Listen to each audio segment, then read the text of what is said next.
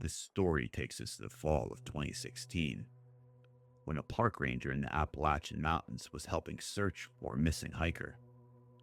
So, in a remote section of the Appalachian Mountains, near the Tennessee-North Carolina border, a hiker had gone missing. A 32-year-old man, last seen checking into a backcountry permit station. He was planning to hike solo for 3 days. Now, this wasn't unusual.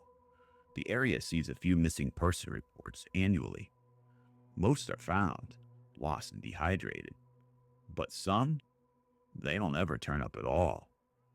Tom was a 17-year park ranger. He was brought in to assist. He was reliable and knew the land better than most. On the third day of the search, he and another ranger were assigned to a less covered section.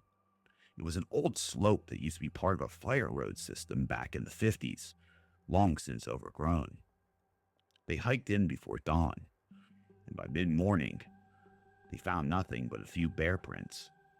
Then around 11:30 a.m., they found the still. Tom later said it looked like it had been used recently, not months ago, but like days ago. It was a copper pot still, rigged with a homemade burner and stacked cinder blocks, tucked behind a rocky outcrop like it was meant to stay hidden. But it had been ruined. Not collapsed, just destroyed. The copper was twisted and partially buried under a pile of stones that looked like they had been dumped in a panic. Not carefully, not neatly, just crushed. Nearby, a plastic water jug had been melted halfway through.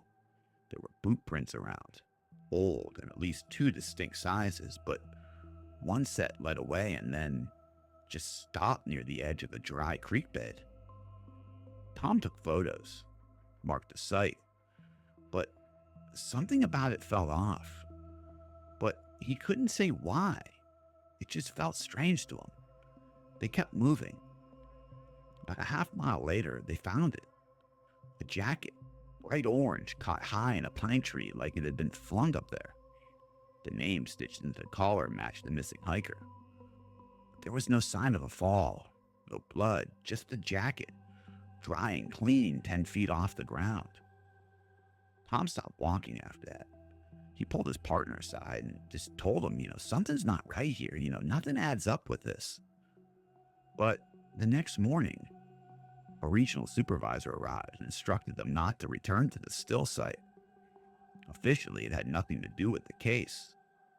When Tom asked about the photos he submitted, he was told they were lost in transfer. The missing hiker was never found. A year later, 2 more hikers went missing in that same quadrant. Different circumstances, but no connection. Again, though, no bodies, no gear recovered, just a campsite found intact, a fire burned out, and all their packs still zipped up. Tom doesn't work with that district anymore, but he told a friend over drinks in 2019, "I don't know what happened to that still or what happened to that man, but I know what I felt out there, and it wasn't a bear, and it wasn't moonshiners. It was like the woods were trying to tell me something." Now, there's no official connection between those experiences, no known cause, no follow-ups. But if you talk to people who live along the edge of that region, some will tell you that that stretch of mountains has a history, and it doesn't always let things go.